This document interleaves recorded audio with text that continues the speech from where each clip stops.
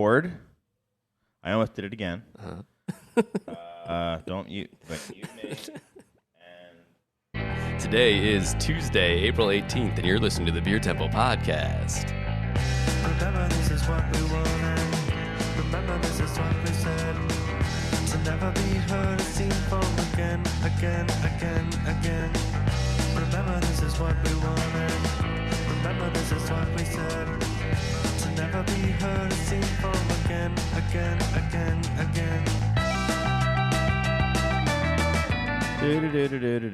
Okay, fade that down. Let's get that going. And wow. here we are.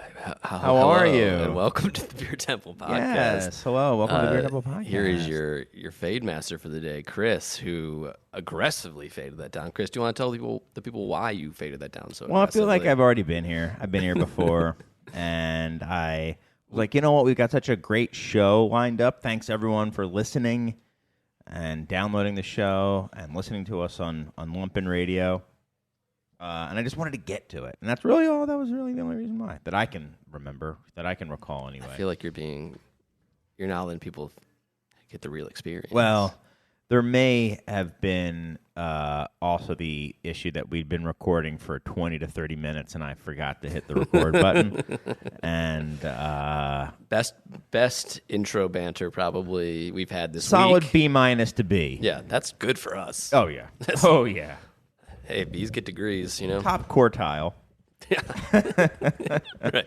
Right. Good enough to not get in trouble, but not so good. Yeah. You're causing a lot of attention to get pulled yourself. So how about this? My So academic career. what I'll do is I'll recap what you said you're doing lately, and you can recap what I said I was doing lately. Okay. Okay. We'll see how well we listen to each other. Exactly. So, Mike, you said that what's new for you is you're starting to look at like brick and mortar places again, and that had kind of been shelved for a little bit. So you got to kind of get the gears turning again to start looking for places, and that it's interesting and exciting, but also emotionally taxing to do all that stuff. Sure. Yeah. I mean, I genuinely did have like this somewhere between anxious and excited kind of feeling going to see some places today, and I hadn't felt that feeling in a long time. Mm-hmm. I've always been excited about things we've been brewing and stuff, but it was that's more like I still got to go make the donuts. Usually you don't even realize that you're alive until moments like that, and you're like, oh, I'm not just a husk of a person walking through this life. There is something, honestly, yeah, a little bit like that. Well, it's also just like you see a little bit more of like a future for it, right? Where like if you're just day in, day out making the donuts, and it's like just you alone most of the time, it's hard to like really see the perspective that people don't bring that element up to the classic Time to Make the Donuts series of commercials, which was how much the donut maker hated his life. Yeah, he did not like any. I bet he didn't like donuts. Probably hated them. Probably didn't like donuts. Yeah. Yeah, probably hated people. I who ate also kind of donuts. looked like the Fatheads guy. He did.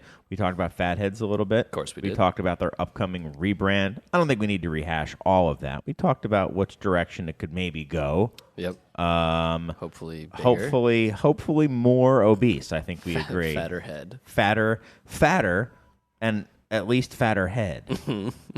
But hopefully, to me, fatter everything. Yeah. Oh, I just wow. want them to be, Very suggestive of you.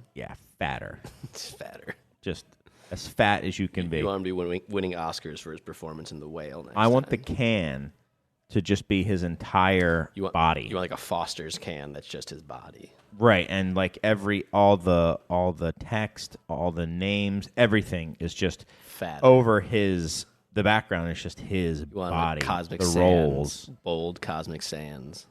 Yeah. Yeah. I would also not mind if they said that there was a major coup and they got the creative director for Hoppin' Frog on board. You mean someone's niece?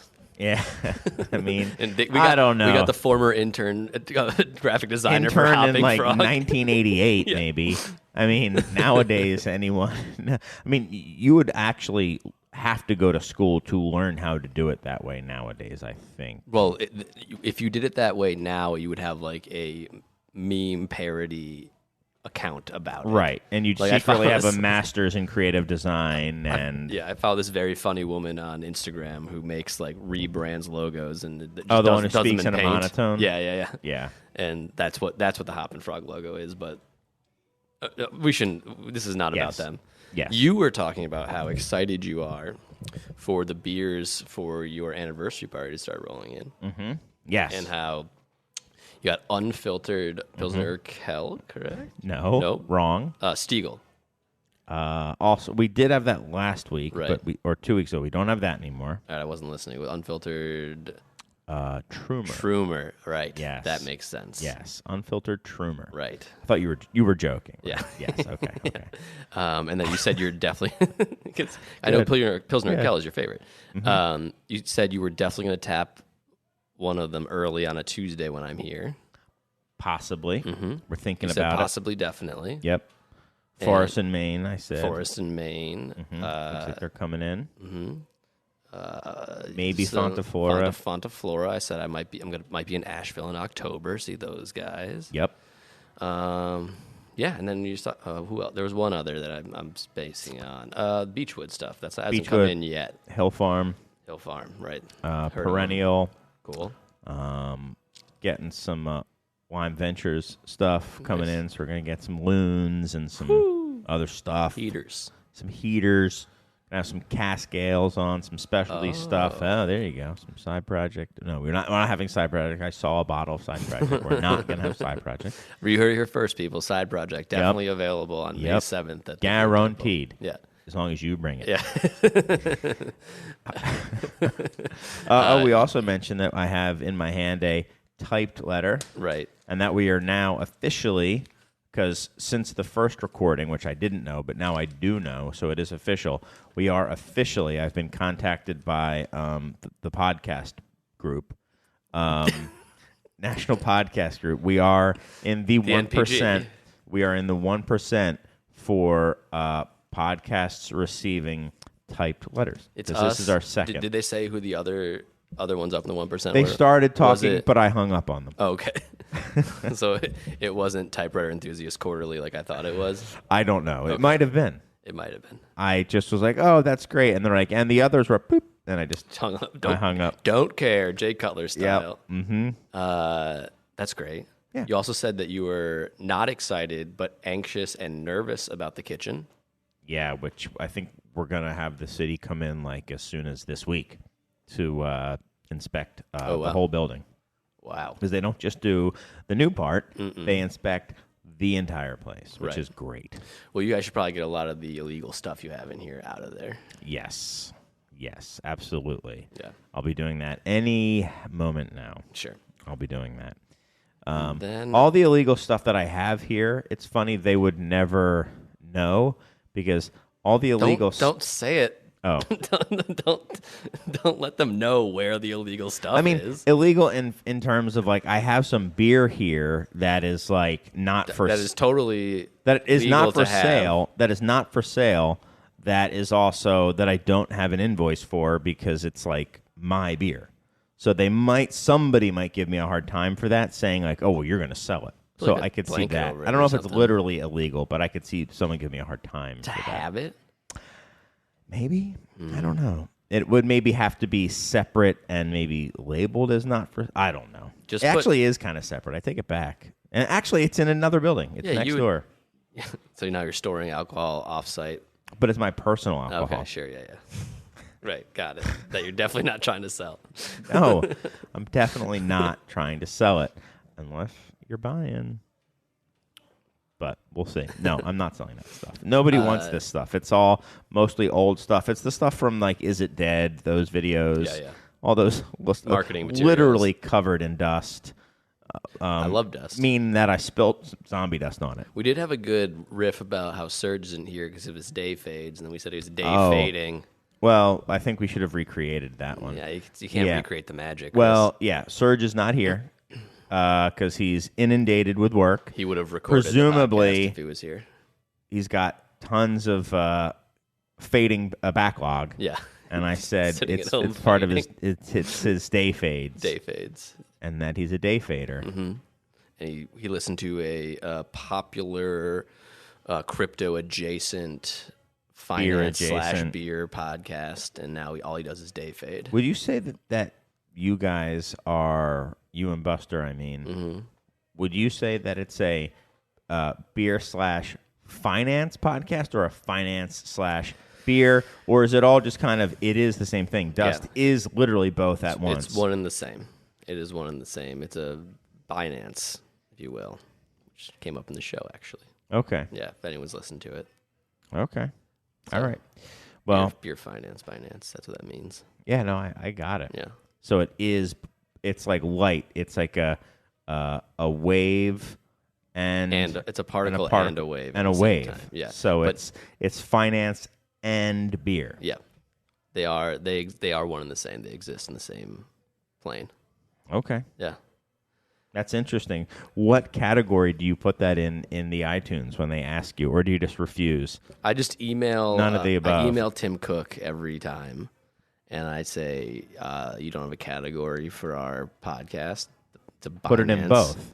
And he hasn't gotten back to me, which I think it's coming any day now. He doesn't really have much else to do than to respond to my emails about the category that the Zombie Dust Radio Hour should be in. So it's part of the reason. Is that what you're waiting for the other 461 episodes to release? Yep. Once the category sitch has been kind of buttoned down? Right. That or we're just going to put them out on vinyl because then. But I'm waiting for record stores to have a Binance Record store day section for record store day.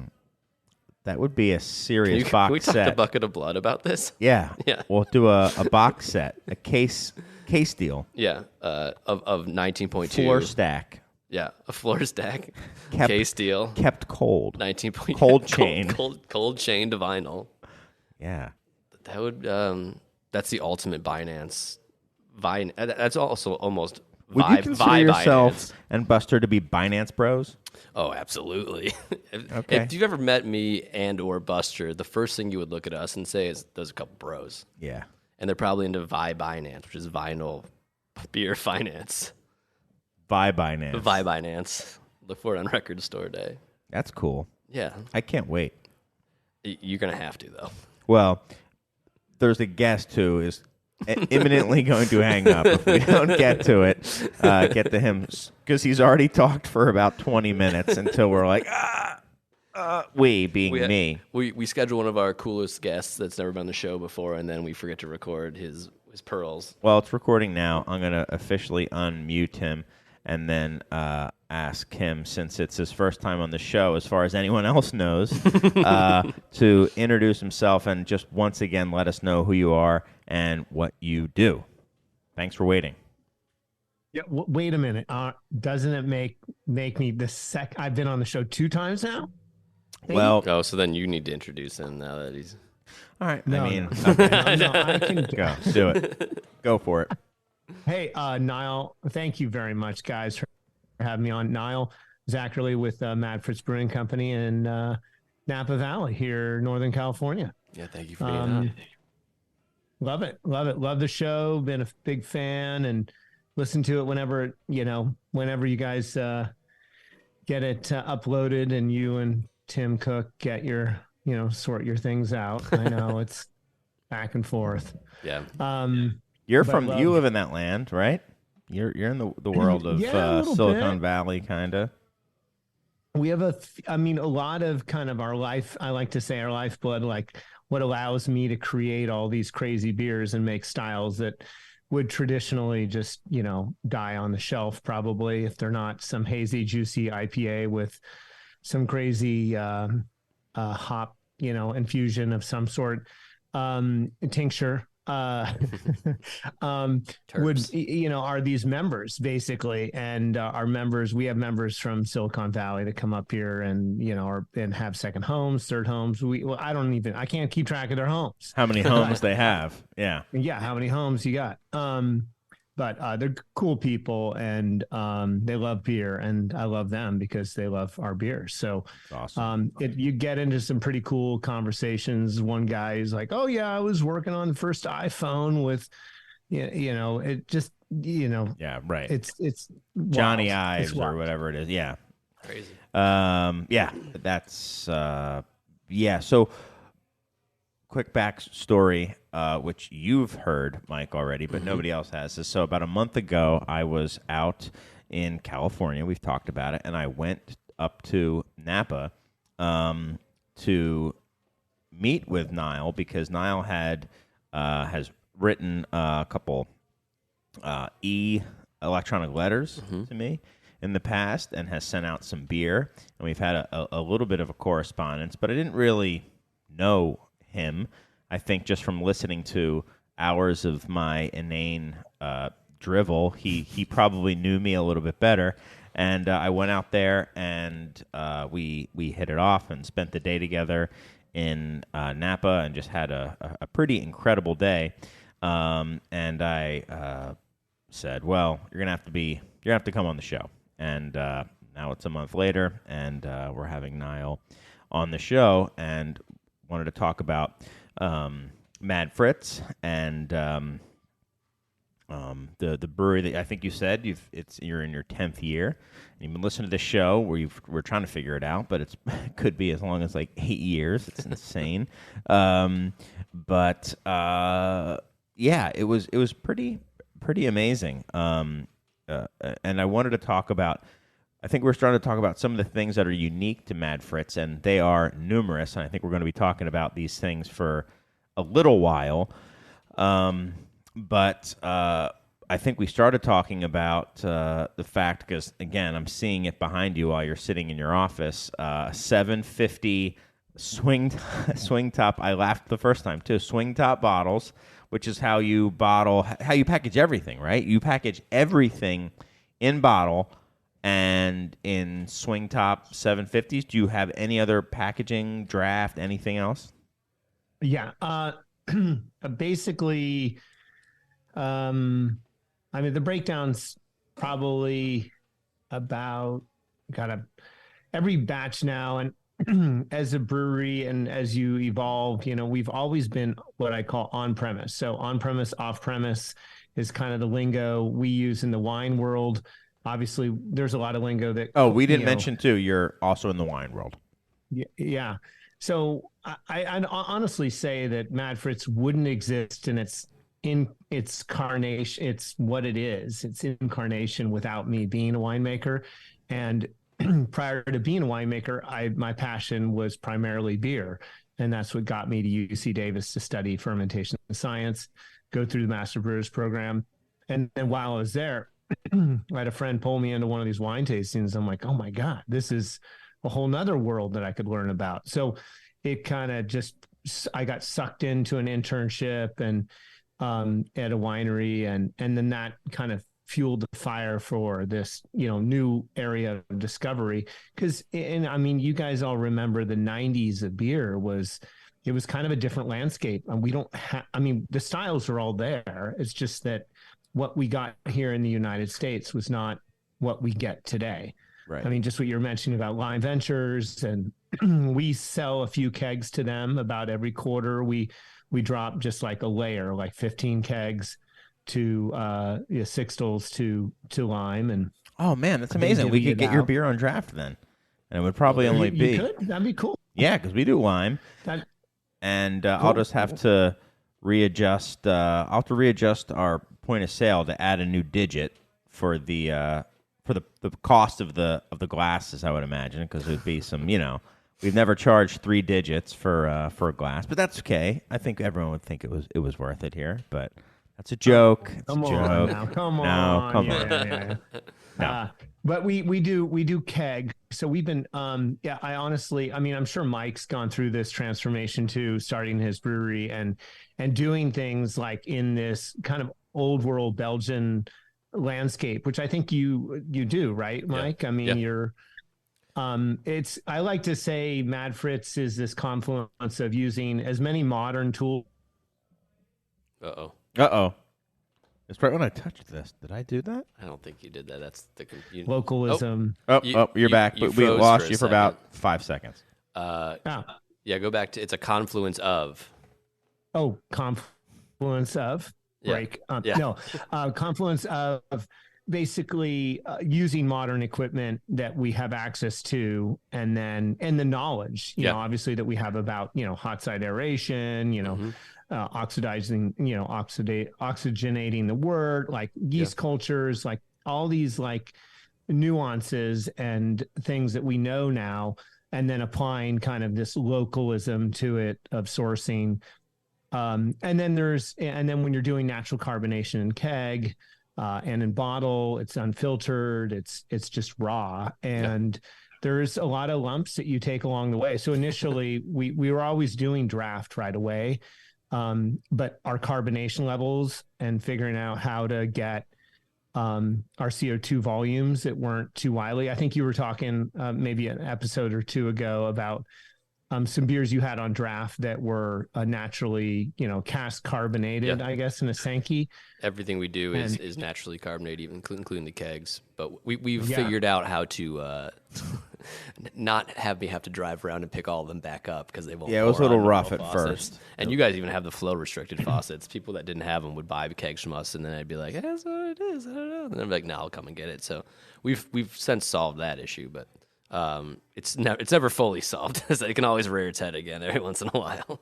Exactly. And I mean, I'll never forget the day that I was like, oh my God, French Saison, so awesome. And then I'm like, wait a minute, like it's Saccharomyces diastaticus. Like I just brought that into the house. Like, whoa. Yeah. And so it's been, you know, that's always a battle, but it's a beautiful yeast. So you're kind of like, it's a love-hate relationship where you're like, I love attenuated beers, but you know, like that's a, so that is a savage. Get them there. So we use a lab, local lab for our wine stuff. And so I went in there and, you know, we've become good friends, or I've, you know, been friends with them for, you know, a couple decades, you know, because they're, you know, obviously big client. We're a big client of theirs in the wine world. That's really how they make their money, is doing analysis for wineries. And then here are breweries, and there are more and more local, you know, Bay Area breweries that do use the labs called ETS. And, you know, Vinny has been using them for years. And Richard DeCenzo there is the doctor of microbiology, and he's got all the, you know, Brett strains there, and, you know, just loves this stuff. And so it's fun to shop with those guys, but just getting them to come up with the panels, because I'm not going to, like yourself, you're not going to have a lab. You're not going to do PCR. You're not going to do glucose, fructose, inverteds. You're not, I mean, I just send it off because it doesn't make any sense. Right. To do that in-house would probably cost more than we made in money last year. Very easily. Yeah. To buy all the equipment. And I'm talking about revenue, not profit. Yeah, so it's interesting. So can you talk a little bit about some of the stuff that you're doing at Mad Fritz? I think when I was there, you were showing me where you had been floor malting some of your grains. So is that something that you do, which I think is the only? Do you know of a brewery that is regularly floor malting? I know places that are growing their own grain, but they're not malting it. Right. So I don't really, not off the top of my head. I don't even think not even your beloved Scratch is doing that. No, they're not. And also everything that you make, everything that you brew is fermented at least partially in oak. Is that right as well, Nile? The IPAs tend to, not all of them. I was just tasting one of my foeder aged IPAs, but in general, the IPAs tend to be more stainless, but they can hit, you know, sometimes I dry hop in barrel. So I'll transfer from a cylinder conical into punch-ins, and I'll like do what I call a dirty rack from the fermenter. So I'll dry hop kind of towards the tail end, and then just allow those, you know, the hops to go into the barrel. Dry hopping physically in barrel is super difficult to get all the hops out. So you can have a lot of fun getting those hops out. So I have tried to kind of wean myself off that. So, but in general, everything is aged in oak. We have a couple new foeders, which you saw. And then there's a percentage of the beers more. It depends really on, the winter. This year we've been able to malt a bit more. We've tried malting in the summer months, but it just gets too hot here, our floor. And we're using kind of a multi-purpose kind of annex building where we have labeling, storage. We have our hop freezer, because our malt kiln is also our hop kiln. So we have a whole kind of series devoted to local hops. And instead of just doing a wet hop beer, we do local hops that are dried in the kiln. And then I just put them away, and then I kind of allocate them for different beers. And so, I mean, yeah, it's kind of like lunacy when you look at like what that costs, and people are like, well, why does it cost so much? Or why is this? Right? And you're like, well, I mean, imagine trying to grow hops and then sell them locally. And then basically your only client is people that want to do wet hop beers. And then the rigidity of kind of the schedule, like, oh, we're brewing on this day, can you bring them? And you're like, well, I can't get crew to pick the hops, to do this, to that. And so we, over the years, we're like, well, let's just dry the hops, and we have the ability to do that. So having a hop kiln, water sourcing. So I do select water sourcing, and I use our sprinter. So I'd start out with like a 275 gallon tote in the back of our Sprinter van. And then I've got a slightly larger one now, because we inherited or purchased a brewery from a brewery that went out of business via COVID.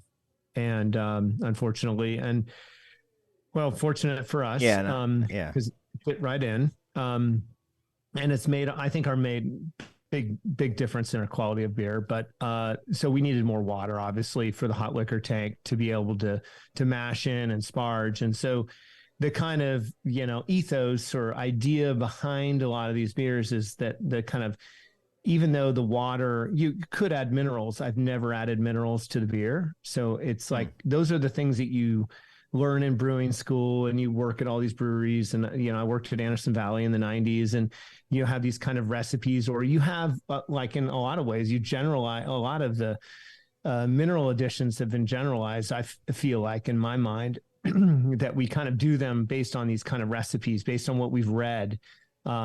And I can go down a rabbit hole on that.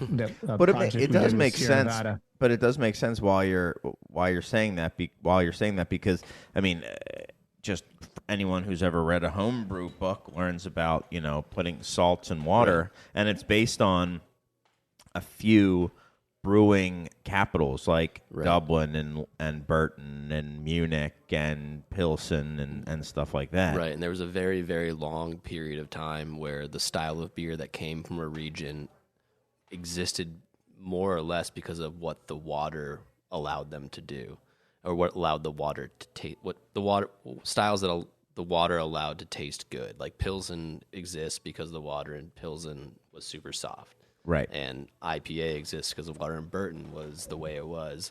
Now we've kind of evolved past that, because we can now know what the water actually is and not just adapt to it. But there's something beautiful about picking the water and not adulterating it and making beers that way. And also it's not what we do. We add salts and chalks and stuff. Well, I mean, everybody. Not everybody. Yeah, right. Many Not people me. do. Yeah. Right. Yeah. Many people do. Yeah. But also, like, even when you're adding salts and water, a lot of them are based on what I was trying to get at was they're based on just a few.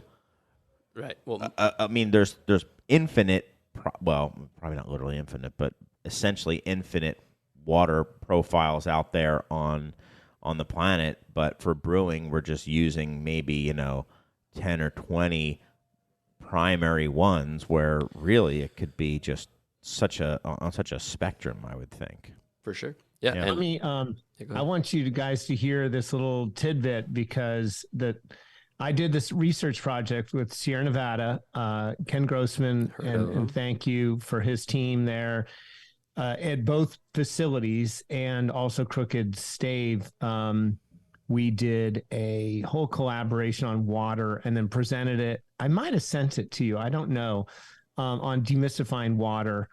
And then we used their sensory department to do 4 different beer styles with different water treatments on each ones. And the whole concept was to demystify what we think water chemistry does to the beers. And so we had these 4 different beer styles. One was a darker kind of, I think it was a foreign stout. One was a saison. We did kind of a pale lager, Maibach, and then what was the fourth? I think the fourth was like a hazy juicy IPA by Crooked Stave. And honestly, if you were to like take all the data, because we looked at the water coming in, we looked at the beer through the process. And what really happens in the extreme water scenarios is a lot of the malt, there's so many ions in the malt that they buffer what you think when it comes down to the final sensory numbers of the ions, cations and anions in the finished beer. It's mind blowing because they're all buffered by these ions that are in the malt that come in. So the only way water chemistry makes a huge impact is like very large doses, like the Burton-on-Trent scenario, Right. where if you look at the old manuals, they're like extreme water hardness. Right. And so that's where we were kind of like, yeah, you can make an impact, but you got to go, heaping spoonfuls. Yeah. To make it happen. It's interesting. When I was at Burton, I was at Marston's, and I saw that they had like a bag of gypsum there, and I was like, that kind of like broke my heart a little bit. And I was like, no, they're Burtonizing. Well, it's like they're not using just like well water and stuff there anymore. Yeah. But then I went to the cafeteria, and they had just sprinkling it into their water. Well, they had peas, and assuming they just boiled the peas in the well water that wasn't used for the brewing and stuff like that. And I didn't know what was going on. I just knew that the plate reeked like sulfur. Huh. And nobody else there noticed it. But I was like, you guys don't smell this? This food reeks of sulfur. And that was, what they called the Burton Snatch, I think is what it was. I mean, that's what they call it. Yeah, no, it sounds funny. And I'm a child. which they say it had that like kind of that sulfury kind of crack to it. And didn't really get it on the beer, but it was just so funny that when we went to their little, cafeteria, that the boiled peas just reeked of sulfur to me. So much so that I was like asking the people that I was sitting with, like, what is that smell? And I realized as I was putting the peas in my mouth, like, oh my God, it's these peas. They reek like what Burton water. And that's me now just saying that maybe it's because it was the well water or something. But it would make sense that that's the municipal water that they're using there. Anywho, that's very cool that you're using just different water profiles. So wait, hold on, but from actual different water sources, not just building up with salts and stuff.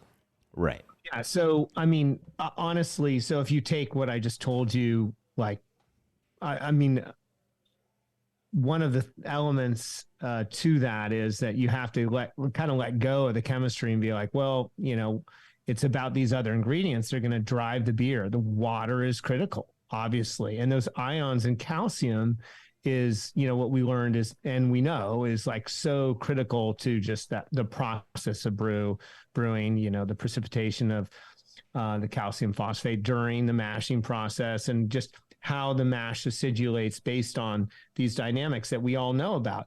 And then obviously it happens in the fermenters, it happens during lagering, the calcium oxalate precipitations and stuff like that. So, but yeah, and then soft water too is, it's just a beautiful thing to play with. So what I've learned is I've found different springs and found different wells that have different chemistries.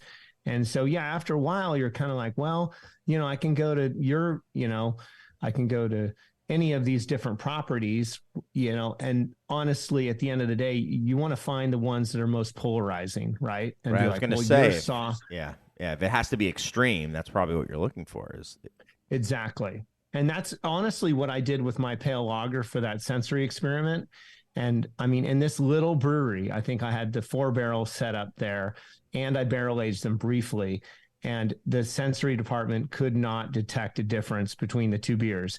And one had over 400 parts of total hardness, mainly magnesium carbonates. And then the other was the softest water from a spring that comes out of the mountain in Pope Valley, and that's about 20 total parts of hardness, and That's very and soft. the total extremes, and they couldn't tell the difference. And then when you look at the analysis of the beers, they were totally buffered by the ions coming from the malt. That was the only place they could come from, because you're post brew, right? Yeah. Um, That's awesome. so I do it more like a fingerprint. Like it's kind of like we're all humans, the beer or the wine or where these things come from, and it's kind of like allowing the beers to just be from a place and being like non-manipulated, and of course we have to sidulate, the alkalinity down to get mash pHs correct, and that's really common, anywhere Sure. you are. I mean, you go to And always any has brewery. been.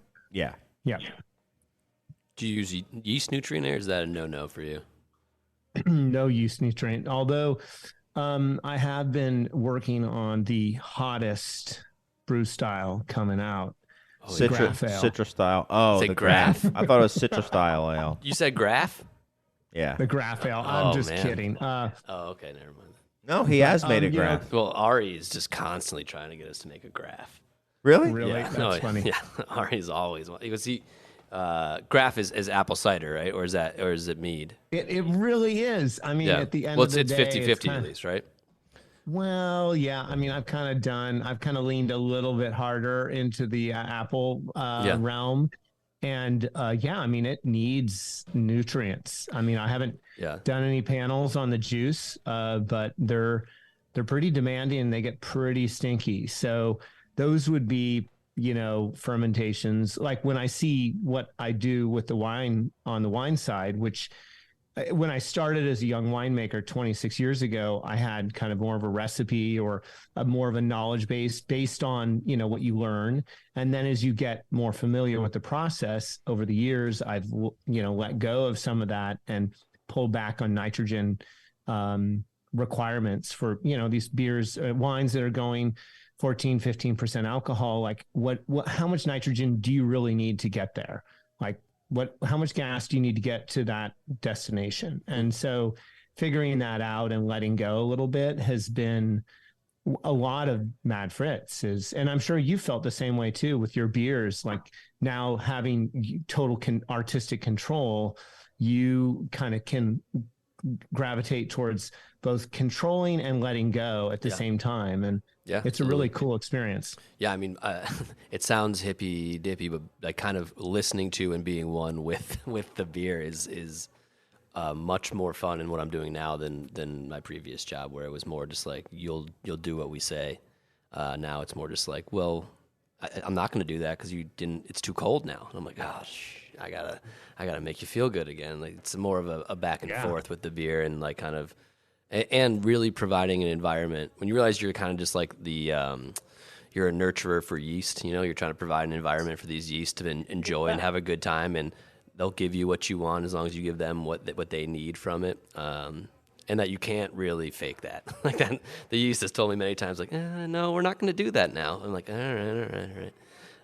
Yeah, you know what? That brings up a kind of funny thing for me that I've been thinking about, like in the world of fermentation. And you think about, well, you learn about these yeast cycles, right? Okay, you have a lag phase, and then you have this exponential, and then you have this and that. And I kind of laugh about brewing because typically we're always kind of pitching so high that ferments go really fast, and then the Quebec yeast and these like high temperature, high fast turnover, and you're kind of like, wait a minute, whatever happened to the lag phase? Like, can't these guys just hang out for a little while? Do we got to push these ferments to just complete in 3 to 5 days? Or can we just, and I've been kind of playing around with that, honestly, a little bit, being like, it's going to take a couple days to get started. That's okay, you know? And, I mean, and sure enough, it all works out. We pitch probably under pitch for what most people would want to do for Saison. Because there's a lot of people, what people say is what you're supposed to do. And then there's a lot of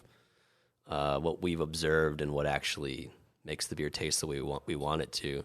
And we're not trying to stress the yeast out, but we are trying to give this environment where it doesn't have to take off immediately. You watch it. And one thing that I was doing early on and that I kind of went away from and now I've gotten back to is we add simple sugar in the form of like a syrup like a sugar syrup on Like lactose, day maybe? one. No. Like Milk, like a milk. Yeah, exactly. Milk yeah. IPA? We're adding milk. Milk saison? But on days 1 and day 2, typically during our open fermentation, we'll add a simple sugar to it, just because of learning about how our yeast behaves and how it makes esters, and that it needs that simple sugar and how it attenuates. Like we were having during the winter, I was trying to. It slows down significantly, but it also sometimes doesn't attenuate all the way. And I'm like, oh, you stopped adding sugar on day 1 and 2, which is when it's making all these enzymes. Like it makes exogenous enzymes is how those diastatic yeasts work, right? So if it's not as happy and making as much enzyme those first days, it's just not going to have that in there. And those yeasts, the yeast themselves are not super attenuative. When you CRISPR out the diastatic gene, what you find is that it makes way less of the amylase enzymes, and therefore they basically don't attenuate at all. They're like 20% attenuators if they don't have the enzymes kicking out. So give them the food when they're making the enzymes, and that's how we figured out how to dry out the beers really effectively, but also how to get ester production, because that window is actually very fickle. And after a few, maybe 48 hours, you're probably not going to make any more esters from that yeast. At least when you had bread and do things like that, it'd be different. But really remembering and figuring it out, and I thought it was cheating for a little bit. Like, we don't need to do this. And I'm like, oh no, this is what this yeast really wants to do, and I don't know why it wants to do that, but our beers taste the way they taste partially because of that process, and that's the yeast telling me like, no, we want this and need this. So. Is that SAC D then? You're 100% SAC D? Or yeah, in primary fermentations, we're always 100% SAC D, open top fermentation, and then top cropping that yeast on days 1, 2, and 3 typically. And then on day 3 or 4, when the Krausen starts dropping, we'll throw we're fermenting Grundies. They're slightly conical, but they're Grundies with probably about a good 18-inch manway on top. So we leave that open with canvas on it, and then when the Krausen starts falling, we put the top back on and throw a blow off on it, just so it doesn't get oxidized or anything. That when it's not kicking off as much CO2, and then we let it ride out like that. And then we actually end up spunding to about 1.5 volumes of CO2 towards the tail end of fermentation, because we're still bottle conditioning, and our gravity filler won't really work much higher than 1.6 or 7 volumes. So try to keep it somewhere in there, and then add sugar to get to the rest of the way. Got it. Yeah. Because in the bottle we're at 3.2 typically. Yeah. In keg we're much lower. It's a lower dose of sugar for kegs. But kegs are 2.7. Bottles we get up to 3.2 is what we shoot for. Yeah, that sounds about right for what you would want out of a bottle, and that's from the guy at the bar trying to serve you. No, out of a bottle, not yeah. out of draft. Not 2.7 as high as you want to go on draft. I would think. Right. Oh my God, yeah. 2.65 to 2.7 is what we shoot for, and and usually when I'm doing 2.4 is what is normal, right? 2.5, 2.4. Depends. It depends on what number you're talking about. If you're talking about in a bright tank versus what actually ends up in the package, those are two different numbers. Oh, I'm talking about what's not off by a lot, but enough for it to make a difference if it's going to pour well on draft. Just shifting gears slightly, Nile. I know one thing that I found was really cool was, and I think it relates to kind of this of place and kind of taking the ingredients you have and using them as they are.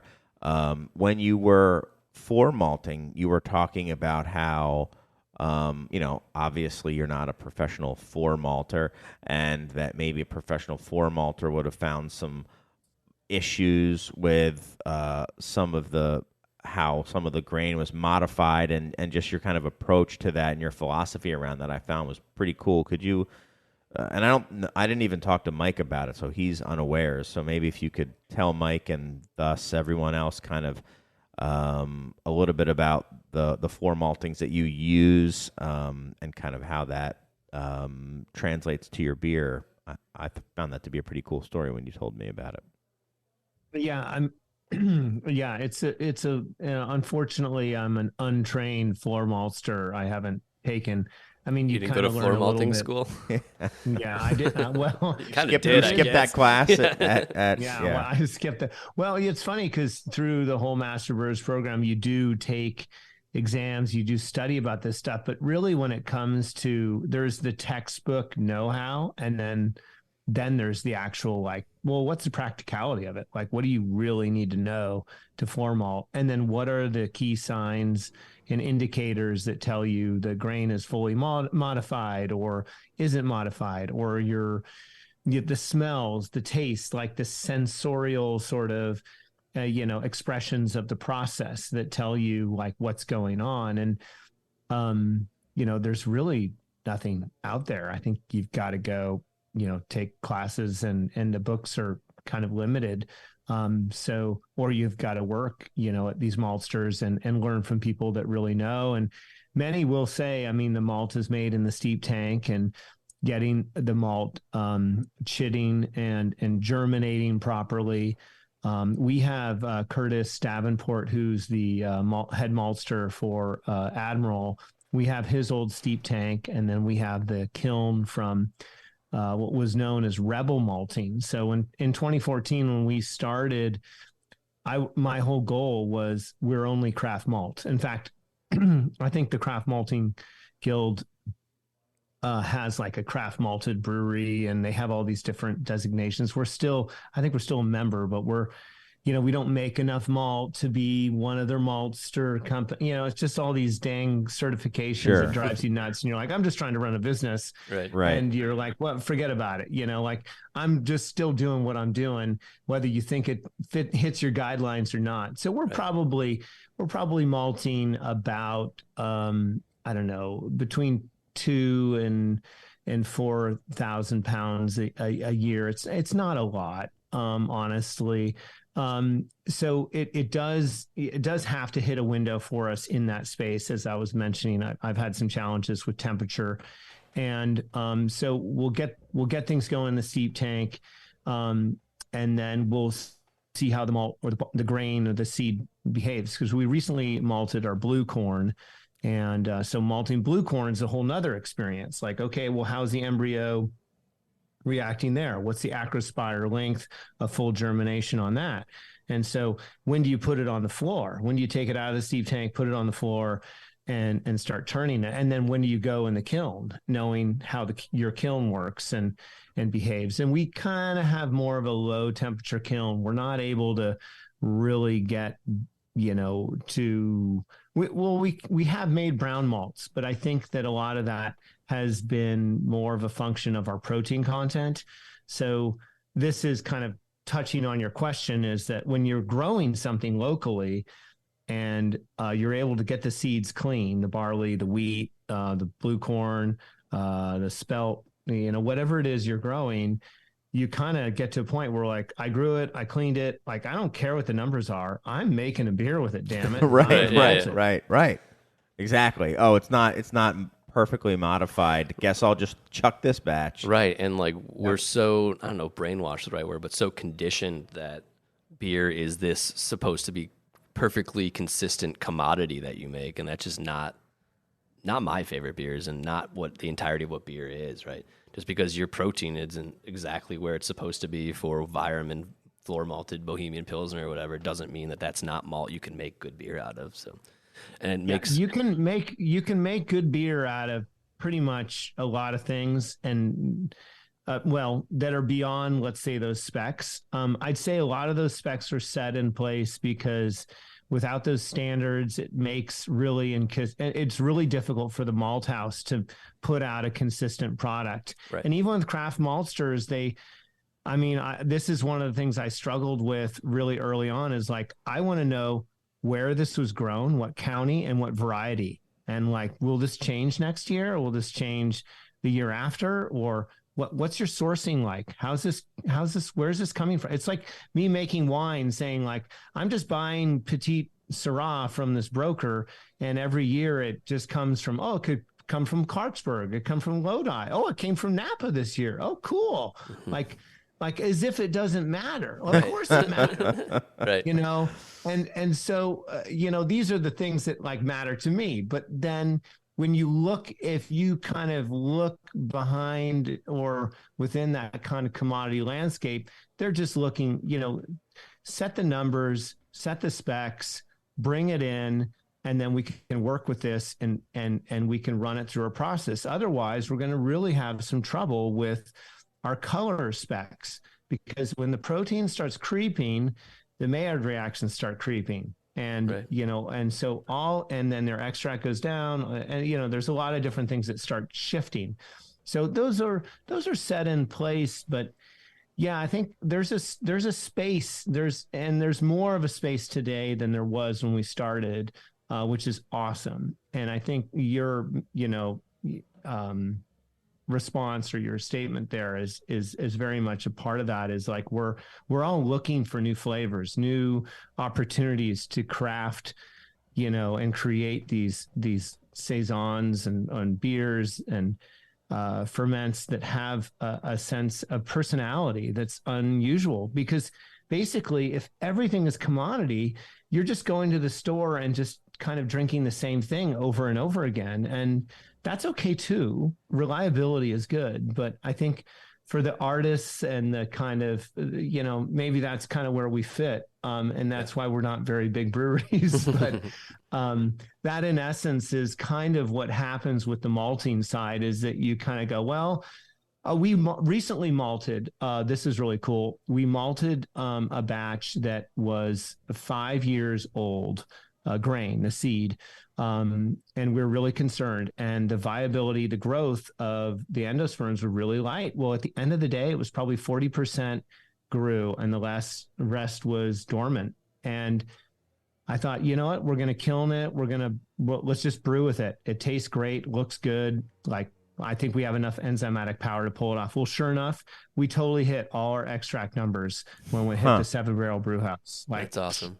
Totally fine. And we grew it. And yeah, it's older, but we pulled it off. So you got to wonder, like, how many times does grain just get chucked because you're like, yeah, it's not going to make it. Well, we still have it. It still says Napa Valley on it. We still grew it right here down the road. Actually, that picture behind me, you can kind of see that's one of the old pictures. And so you're like, you just don't want to let it go. You want to kind of give it that opportunity. And we still made a beautiful beer with it. So you're kind of like, well, it can happen. And so that. We'll Froze again. We'll see if he comes back. Wonder if it's us or him. We'll see. Could be it's a not, little bit of. Oh, it's not me. It's you. You there, Nile? We'll just see. This is fun. If he comes back. Yeah. No. I do think it's funny. We'll wait for Nile to come back. Nope, There back. he is. There he is. You froze for a second. Yeah.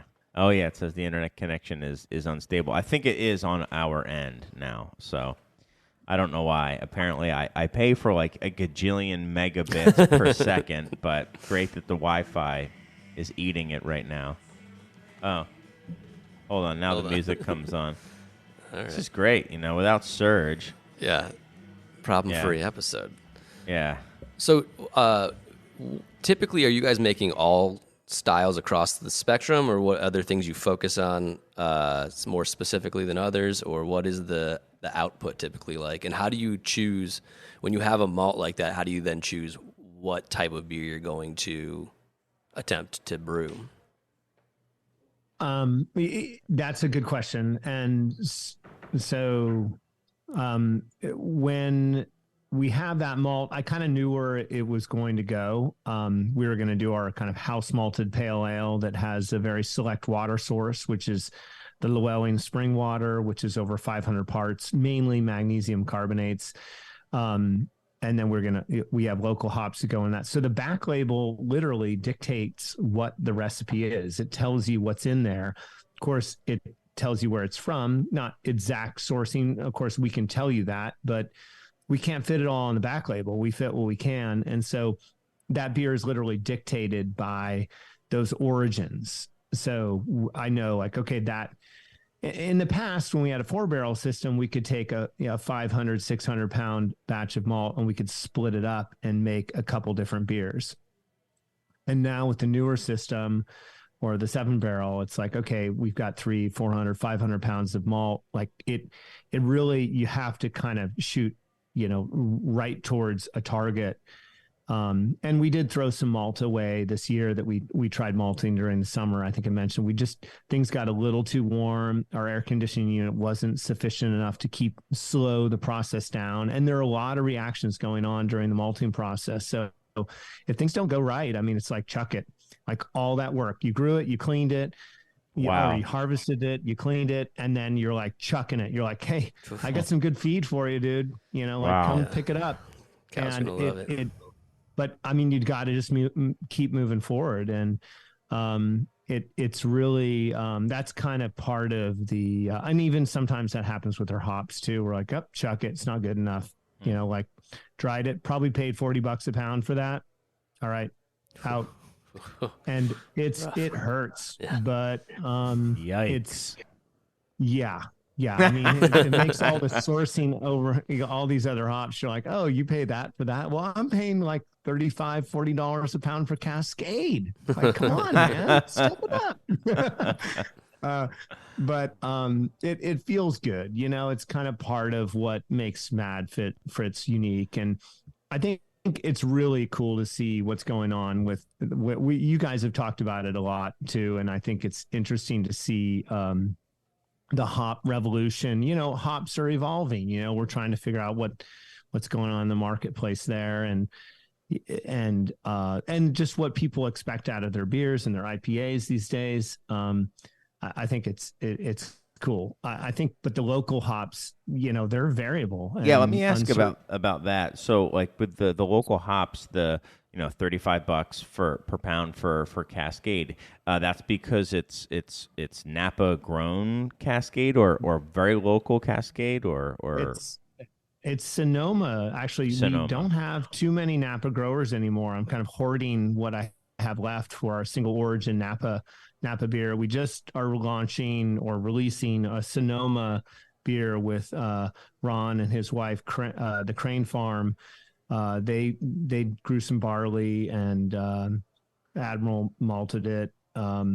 And then we have a number of more farmers in Sonoma County growing hops. And is it because is the pricing that high because just land value is so high and it's such valuable land, or what do you think is or it's just the scale that these guys are operating at, or both, or something different?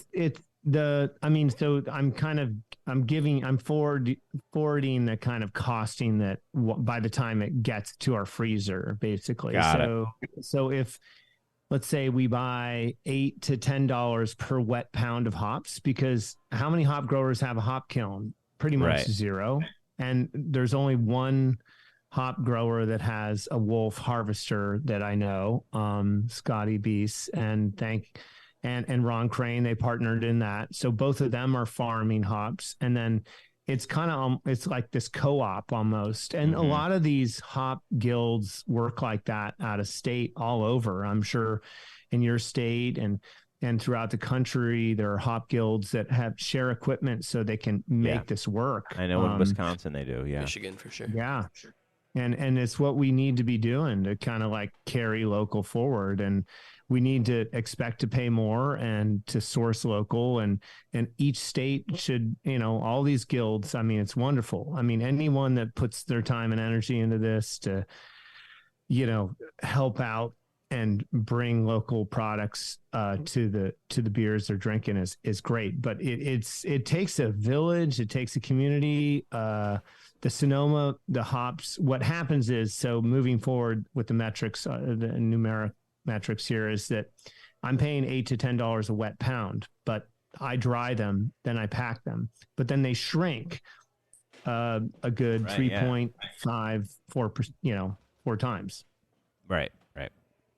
So I understand what you're saying. Yeah, because it's wet hop, because they're assuming people are going to use them for wet hop beers. Like, is what you said. It's kind of like their full market is for wet hopping. So makes sense. So with all of this and being in Napa, the wine capital of the United States, I mean, the wine capital of the Western Hemisphere, and then making beer, like what, and making beer in such small, kind of concise quantities, what is your like route to market then? Like you're like the I almost said ugly duckling, but you're like the odd like they're The you're the unicorn, misfit the toy. unique case. I was gonna say the misfit toy, Sure. but That describes the difference Misfit between two toy. of us. Yeah. yeah, so it's like you're the the little train with the square wheels in Rudolph. So like but just like in Rudolph, they find children who love those toys. So how do you how do you How do you find the children that buy your beer? how do you sell your beer to children? Yeah, it's amazing. We get a lot of referrals. So people that end up at wineries, they're interested in. Yeah, I mean, they don't have plans thereafter. A lot of the tasting experiences here in Napa are typically the better ones are by appointment. Not to say that you can't walk into a lot of these places, especially during the kind of more slower seasons, wintertime. You can walk into a lot of different places and have a great experience. And things have changed a little bit in Sonoma County. Sonoma County, I would say, is a little bit more wide open, although it does depend on where you're going. And Sonoma County has an abundance of really great breweries. So Napa has not had a lot of had a great track record of good breweries, and that's one of the reasons why we realized early on in 2012 2013 we were like we should make beer, because I was dying to get back into beer and I love beer, and so that's kind of it just kind of culminated from the opportunity just seemed to be there. So we kind of circled the wagons and got a lot of our friends involved that knew what we were doing, and that's kind of how we launched, was being that kind of other experience. And that's how we've been. We had a tap room, and in fact, Mike was talking about looking at spaces, and we're currently, or I'm currently looking for a space for a tap room and getting back out there and being a little bit more front and center, because the experience changes, and you have people that really just want to come in and have a beer. And we're kind of, the way we're set up here now is we're almost more, I like to say it's beer in a wine glass in wine country. It's a very unique experience. We have between 12 and 14 different beers that you can taste in more of a tasting flight. And so it's super cool, and it's more curated, but it may not be what people want. They just want a beer after tasting wine, or, they want something else to do. So I think, you do have to evolve with the market. That's how we've been from the get-go, other than our short couple years as a tap room. And that's, people know who we are. We've been in the Valley for a while. We've done a lot of collaborations with restaurants, French Laundry, the restaurant at Meadowood, to name a few. We've worked with Geranium in Copenhagen, and just kind of the whole wine connection has obviously helped me connect with the Somm community and people that are just looking for flavors, looking for unique things that can be on the list. And I think that, we all love IPA. I love IPA, but it doesn't, it's not a great food beer. And there's so many great food beers. And I think I love when you get on the mic and you start talking about, where did all the old beer styles go? Like, where did the beer guards go? And wait, on this podcast? It's like, I think he's talking about a different podcast, maybe. I don't know. Oh, really? No, come on. No, I'm kidding. Of course. Honestly, when I've been tasting people out and trying to open new accounts, or when we have a beer, like, I bring it to people that are somms, and they're much more open-minded about it than when I bring it to beer stores, to be honest. They're much more interested in actually exploring what's actually in the glass versus what they're expecting or what they think a beer in this day and age is supposed to be. Maybe that's something that has to do with our format or our style or whatnot, but it's been an interesting experience since we've opened. I have another question, if you wouldn't mind, because this is something that I've tried to explain to other people, and I've botched it and said, I'm just going to have Nile tell me again. So the first beer that you poured for me was, I believe, a light lager. Not light lager like Coors Light. Like pale lager? Right, like a pale lager. And you asked me, how old do you think this beer is? And I was like, I don't know, like month, like 3 weeks or I don't know, something like that. And you're like, 9 months, kept warm the entire time. And I was like, oh my God, I couldn't believe it, which was a great way to start. I mean, imagine starting your tasting with a pale lager that's been aged warm for 9 months.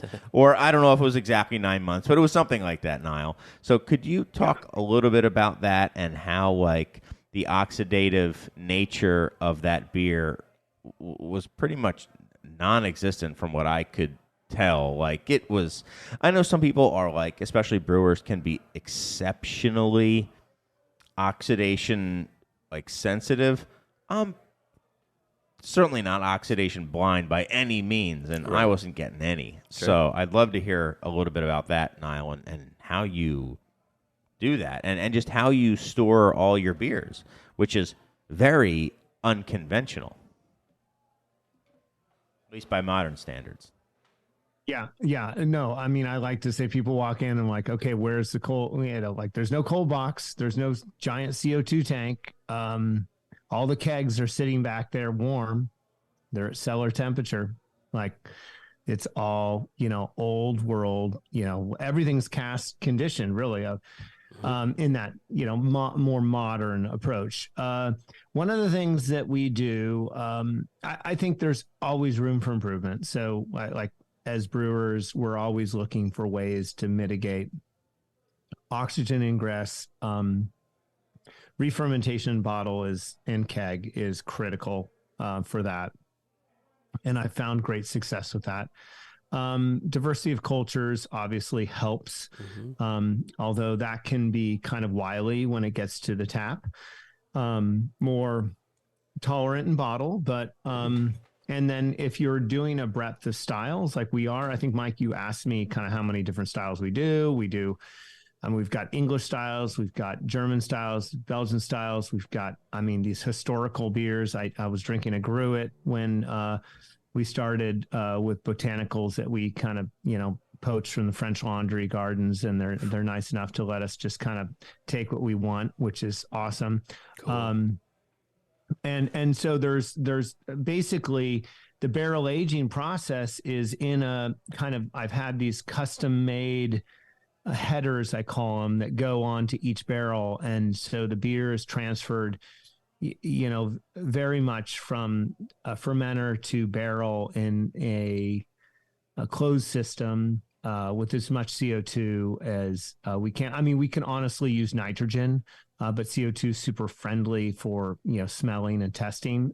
If we had if we had a better metering device, we could use nitrogen, and because there's really no reason for us to use CO2 other than just kind of using CO2 because we can smell it. Yeah. Okay.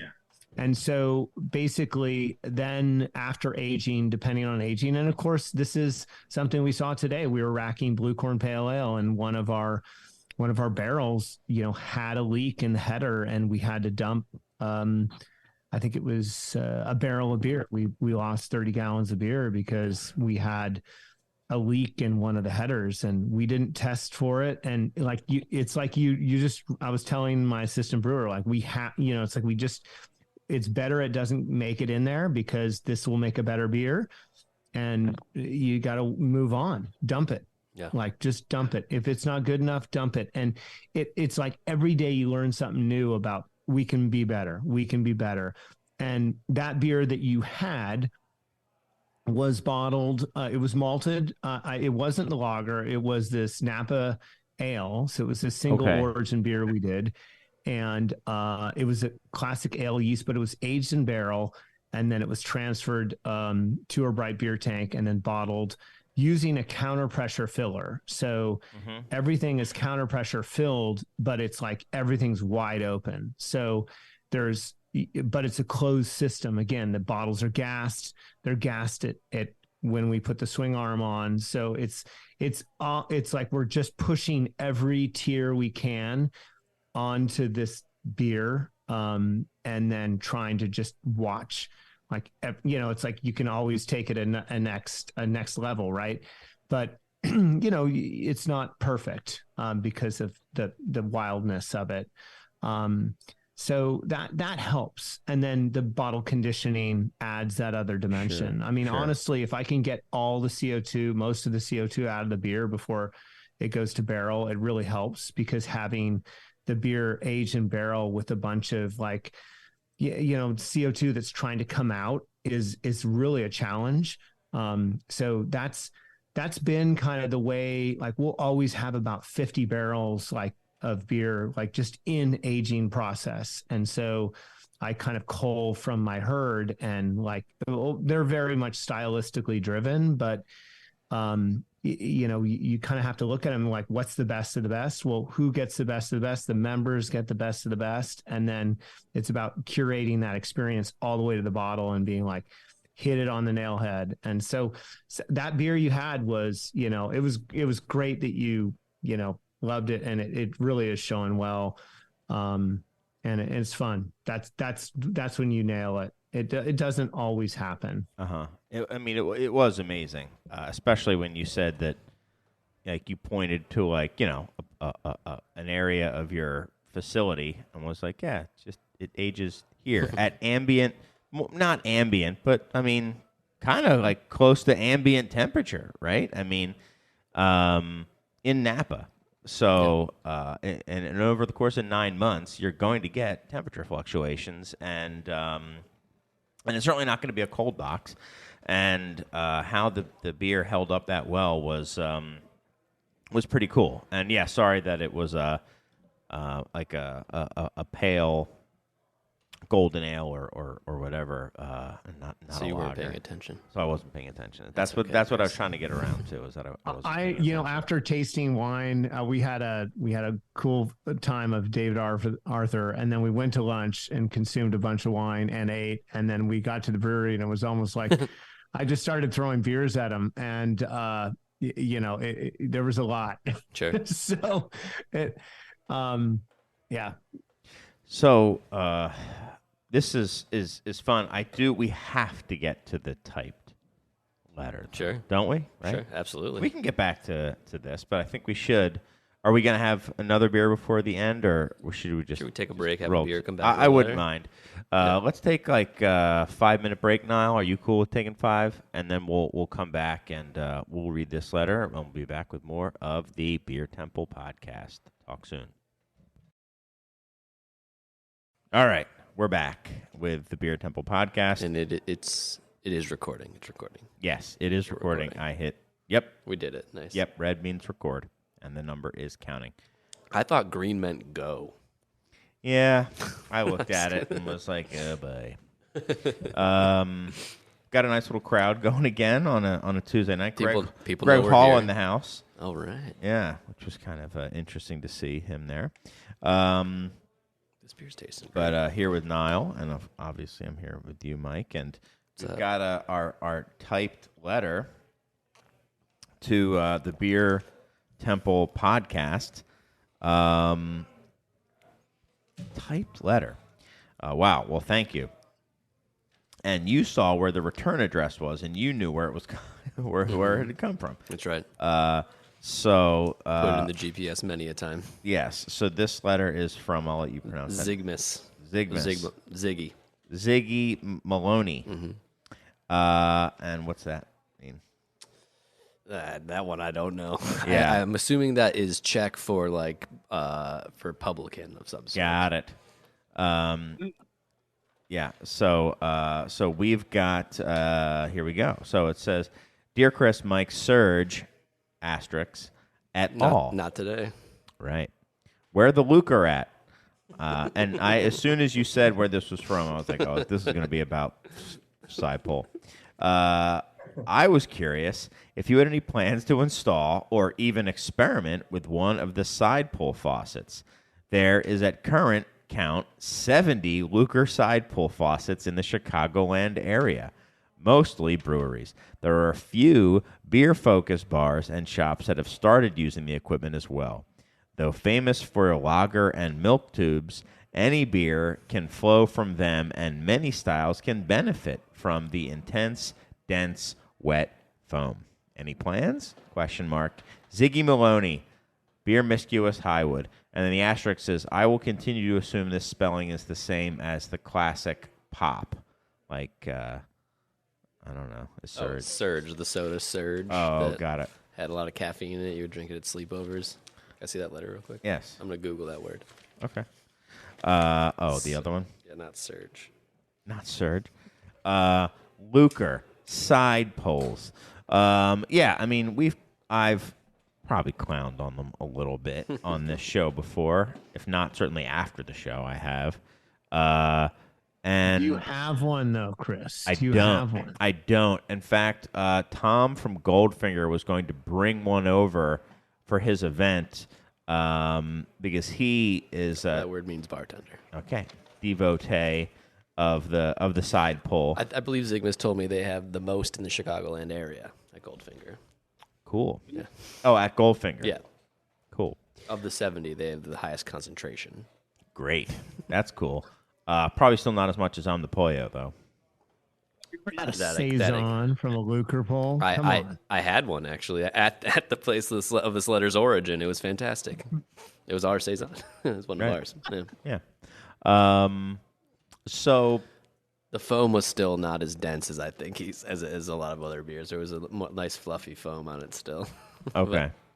Yeah, I mean, they're meant for like ripping lagers really fast and having a nice like creamy head on top of it, right? Like you see That's their main point. right. That's what they were designed for. Right. But a lot of things are designed for certain things, and then we do other stuff with them. And like, wow, that's cool. Right. Like the bicycle was meant to get you from place here to there, but you can do some sick tricks on those things. True. Do That's you true. know? Do you? So one of the things I got a lucre, and then there you go. someone. Can you still hear me? Yeah. Yeah. Absolutely. Our little tap plug went in there and jammed up the little filter. That Got is, it. there's a little pre-filter on the discharge side of the lucre, and it disperses the beer and kind of, I don't know, for lack of a better word, I guess it kind of, what's the word? Aerates it, atomizes it, or something. Yeah, atomize. I was going to say atomize it, but it's like, oh my God, we're talking atoms here. It just Bunch kind of of like, nerds. makes it more less laminar and yeah, it sprays the beer into the cup. Basically, is what that little thing does. Now, because that's gone, now I put the lucre on this Pilsner I have now because I thought, well, let's do some slow pours and see if we can. I honestly feel like you can achieve the same thing with other draft faucets. There's so many other options out there. I don't know if it really makes a complete difference.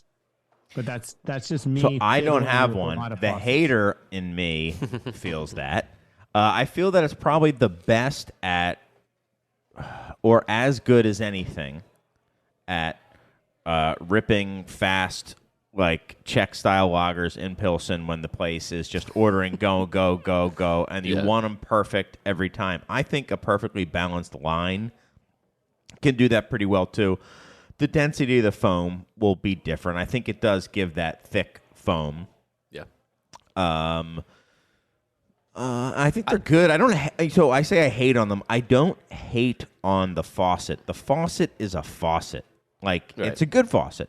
It's an expensive, good, well-made faucet. I think you hate on, not to put words in your mouth, the kind of signaling mechanism it's become of like, we are serious because we have lucres, and that is something that you're like it's not necessarily true.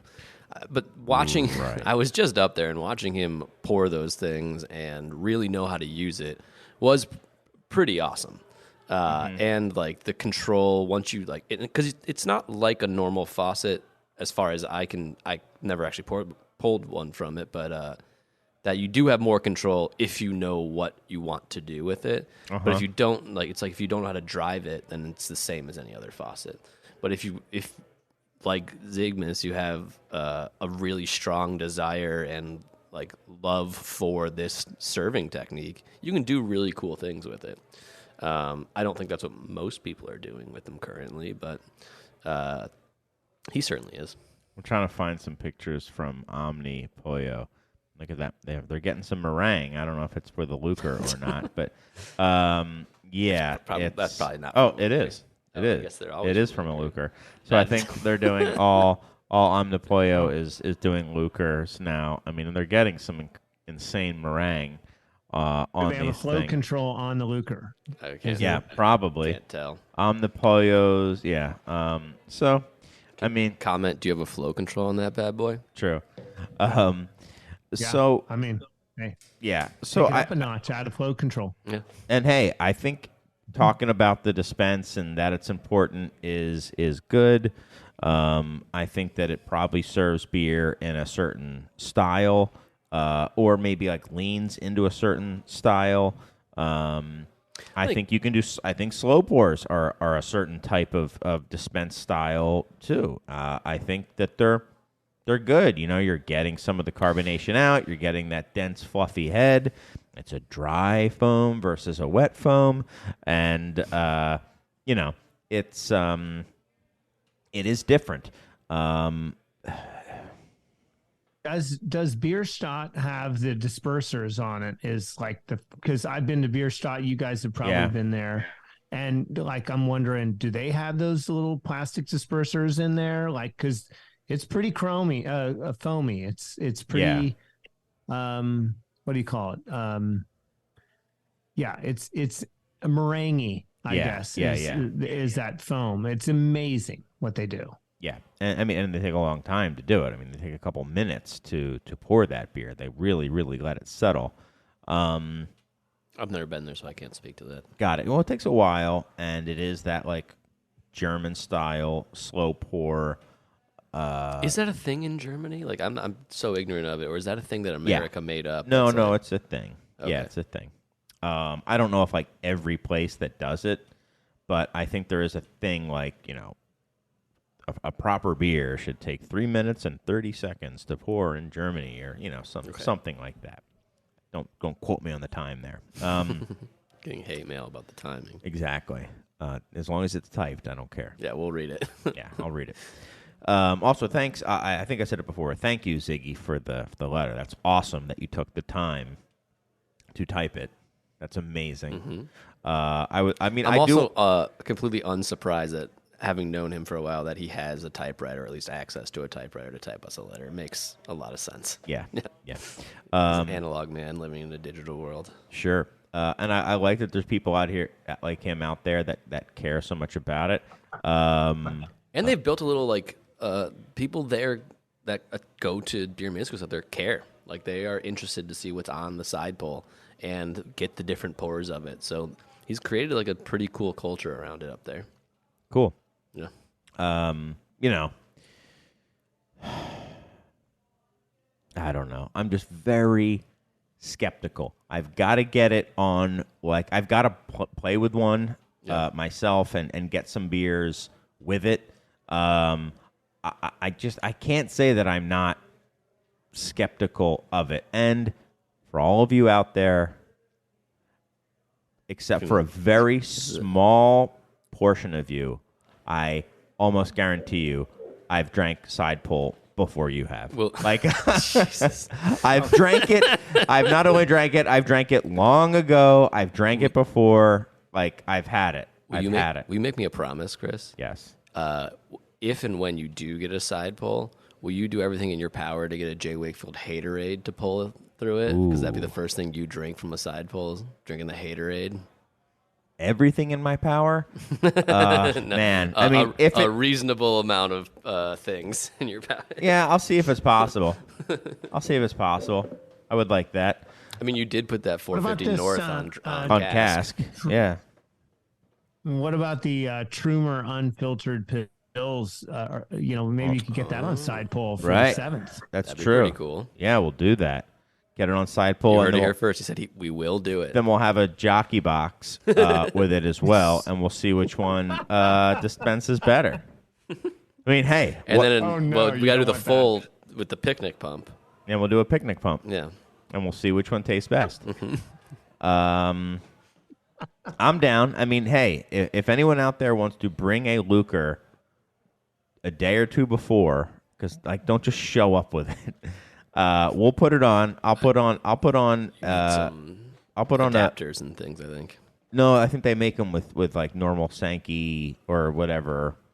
Now they didn't used to, but now they do. Which is why there's 70 places in the Chicagoland area that have it now. There are 70 faucets. I had trouble with my tap tower and the Lucre fitting on. I had to like add another gasket to just make sure it fit right with my tap tower. Oh, okay. So maybe I'm wrong. So something to think about. You're also going to need some sort of drip tray extender.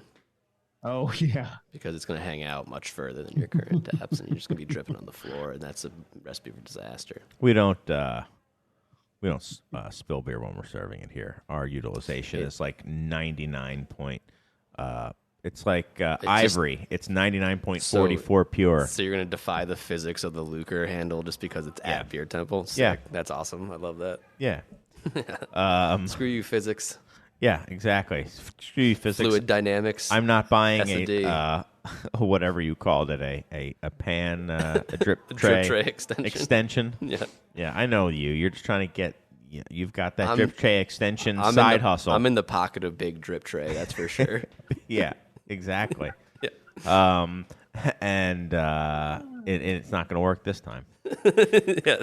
You should see the number of drip trays that are around here, and I've guilted Chris into at like 11:30 midnight on a Tuesday. It's basically a concept bar at this You point. go into the back room and it's just 100% drip trays. Yeah, it's like a drip tray concept. Yeah, is kind of what we're going for. The wall is just that like perforated metal, sheet metal kind of vibe. Yeah, well, I've been selling you reclaimed drip trays recently, and you've been paying a pretty penny for them. Yeah, it's true. It's in right now. Reclaimed drip tray. Right. I told you I found a drip tray barn out in Iowa when I was visiting my dad's family. Yeah, shiplap and drip tray. Yeah, it's kind of like the two things we're going for. That's right. I mean, I don't know. I'm hoping people will grow into it. I mean, you're assuring me they will, as long as I get more. It's guaranteed. I bet on DraftKings, who doesn't sponsor this podcast, the only one they don't sponsor. But I draw the line at extensions. I've always told you that. I've always said that. Right. I've never not said that.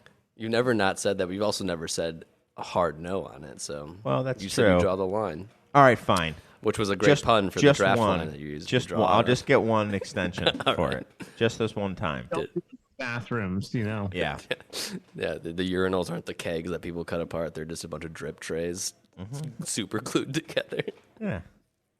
Anyway, that's not true. You should still come to Beer Temple if you want. Yeah, so Lucre, I'm skeptical. I'm not skeptical that it's good. So I want to make that very clear. You're skeptical of places that have them. They're just like, well, I saw it on Instagram. I'm skeptical that it makes a difference enough that it matters. That it matters. This is on Lucre, and now it's on a normal faucet. And is it just preference? Is it better? Does it matter? I see a Beer Temple Instagram blind tasting video in your future on this. Well, obviously know what's what, right? I mean, can I ask a question? That wet foam, baby. What's up? Yeah, I would love you to ask a question. Well, I want to know your opinions about foamer taps then. Like, are foamer taps legal then? I don't even know. What's a foamer tap? Well, I don't even know what a foamer tap is. Foamer tap. So, when you have it, you push back and you have a normal. Oh, yeah. Uh-huh. Yeah. So are those, what's your opinion about that? Not much of one. They're fine. They're useful. They're useful to like just kind of put a dollop of foam on the top. You just kind of push it back, and it just puts a little bit on there. I don't know if we have any on right now. We certainly own a bunch of them, and it's nice if you haven't maybe. Honestly, it's nice for me because I don't nail the pour sometimes. And it's nice to just go pop and just pop some foam right on top to like get that nice pillow on there, but a good line and a good bartender will nail that and not need it, but it's a nice little cheat for me. But I think they're fine. I think they're good. I remember Pat Berger told me when we first opened, I was talking about all the flow controls and all this. He's like, really? The best ones I found are the classic, normal faucet, if you can get your system in balance. And 6 years or so more later, And how many broken flow control faucets? he's right. He's right in my mind. Now, I think for us, there are some instances where we need to have a few flow controls on there. But like if you're gonna have Sierra Nevada on and Trumer and even stuff like Jungle Boogie and all, like just the normal faucets do a great job. Yeah, you don't need to have a Lucre for it, but maybe I've never actually had Sierra Nevada in my life, but I'm about to once it's on a side pull. I mean, haven't you been to both of the breweries? Well, all right, but they don't. Maybe they've never had one either. That's you know true. what I'm saying? That's right. Yeah, they don't even know what it tastes like because because they haven't had a schnit of it. It's a great point. They don't know schnit. And I'm seeing an opportunity to sell a couple of drip tray extenders. Exactly. Do you have Ken Grossman's number? I actually do. I can show it to you right now. Hey, Ken, you don't know me, but I got some drip trays you might be interested in. So Chris is on a desert island. He's got a tap room. Perlix or standard faucets? Which Perlick? I mean, the little ones with the thing on the side? Boy, oh boy. No flow control. Okay. I would say just no flow control doesn't matter at all. Yeah, Perlick no flow control, no foamer. So it's like Perlick or what is that other one? Like Micromatic or standard? Yeah. There's Micromatic. I'd probably go standard because there's less parts to break, and I can't replace anything on a desert island. I'd be screwed. Yeah, you don't have McMaster car on a desert island. Exactly. You know what? You probably do. Then I'd go Perlick because they look nice. McMaster car and Uline will probably still send you stuff on a desert next island. day. Yeah. If I order by 6 p.m. Shipping will be 9 times what you paid for the actual part, but it'll get there. It'll get there. Yeah. And then you'll be like, hey, can you help me off this desert island? Like, nah, I'm out. I ordered Metro racking last week at 5:15 p.m. and it was, I think, there at like 10:30 a.m. the next day from you. Got in before you. It's crazy. It's nuts. I was like, okay, well, that's cool. Anyway, flow control. I'm sorry, side pulls. They're great. They're awesome. Have I thought about doing it? Yes, but a little bit of me is saying yes, but just to be like, yeah, this is what I thought. Well, now you're this late to the game, will you go side pull, or they have Lucre faucets that are top? You can pull them from the top now. Well, I already told you what I'm doing. Oh right, yeah. That guy, I can't. I need that drip tray money. Well, no, not that, because we have an extended drip tray. I'm putting it on the hand pull. That's what I'm doing. It's going to be pumping. It's going to be like this. It's going to be a 2-arm action, baby. Get that wet. Or maybe, but now that I know that they have the top down ones, maybe I'll do that, and it'll look like you'll look like one of the bushwhackers from old WWE. You'll be like this, pulling your beer like an old bushwhack, one of the bushwhackers. We gotta have a video of you trying to duct tape that thing on. And that's how you'll get your. Can I have a cask coming right up? And you're then you'd be like, I told you these things are useless. Yeah, just imagine someone doing the sprinting in place motion, and that's what it'll look like when somebody is pulling a true traditional hand side pull. Yeah, or top pull now. Yeah. So, do you have a hand pump at the tap room? Yes, we do. We're drinking on it right now. No sprinkler. Oh, sprinkler? Sparkler. Sparkler. We sometimes Sometimes we do, sometimes we don't. We used to never do a sparkler, but lately, sometimes I've enjoyed the sparkler. So I'm kind of a half and half. Was this sparkled? This is on a sparkler. I don't think I this. hate it so much. Gross. I don't think this one personally needs a sparkler. I would probably ask for this not to, but it was on there. I'm not going to ask the bartender to take. All right. I'm not that pretentious. You can come to the beer temple and ask them to take the sparkler off. I mean, you could, and they would. Nope. You cannot. Do not. Yeah. J-Max will kill us. Yeah. I've done it. Brian would probably definitely kill us. I've done it. I said take the sparkler off and pull Steven for would me. kill us if that. Yeah. But I'm the boss, so they do it. Chris said on the Beer Temple podcast that you would take the sparkler off for me. Can I get 2 pulls, one with the sparkler on, one with the sparkler off? Oh, that's probably not a big deal. They'll pull the first one with a sparkler. You're probably more likely to do that than if you're just like, take the sparkler off, please. Yeah, that's true. That's true. They're geeky enough where they'd be like, yeah, You've gone all right, I'll do that. all the way around the horseshoe annoying to be interesting again. Now put this on and hand them a Luker and say, now do it both ways. I want 4 different pulls. Luker and a drip tray. And a sparkler. And a drip tray. Drip tray, not drip tray. Yeah. Wow, we I really... thought you said Luker with the sparkler. We're really in trouble Yeah, now. Luker, sparkler, hand pull. You gotta have that warm, wet foam. Warm, warm, low carb, wet foam. This is what the people want. That's what they want, man. That's So- you have to, on our predictions episode, we're gonna have to talk about the warm, wet, sparkled, hand pulled check pills. I'm down. Let's just ruin beer again, you know? Yes. Let me ask you another question, Niall. Are you going to be at the Firestone Walker Invitational by chance? I don't know. Are you? I haven't been invited, so Okay. I need. I've never been invited. I got a ticket this year, so so maybe I'll visit, but maybe I'll come up and see you. We're both going, right? Yeah, are you going? should. Yeah, I'm going. Oh, me and Mike are going. Yeah. So maybe we'll see you. We're gonna do a live pod, just like You how should. it's the same way we started this one without recording it. Yeah.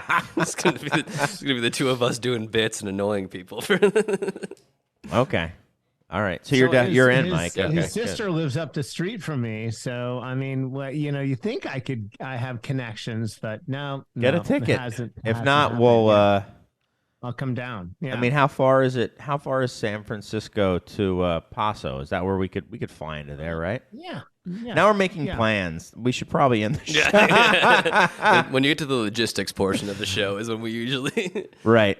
Well, we should get the heck out of here. I want to thank everyone again. I want to thank you, Niall, for coming on. That's awesome. thank love you to so have much. you It's on a great again. conversation. Yeah. Is there anything you'd like to say before we get out of here, Niall?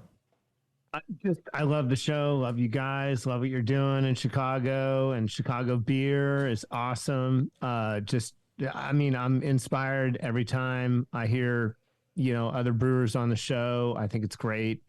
And keep doing what you're doing because it helps us all out. It helps us wake up in the morning and make more beer. So thank you. That's so nice. Thank you. Very Thank cool. you. And hey, who knows? Maybe we'll have some of your beer on draft. Now that I know that Lime picks up every once in a while, so I'll talk about it. We'll have to send you a care package, dude. Yeah, we will definitely be doing that.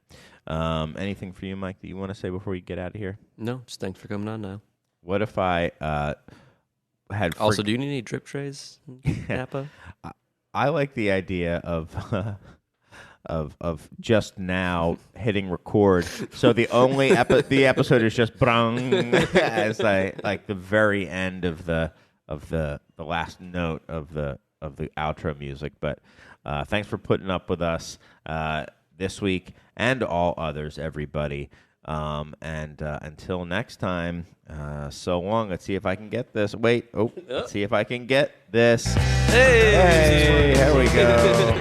Remember this is what we said, to never be heard or seen from again. Remember this is what we wanted. Remember this is what we said, to never be heard or seen from again.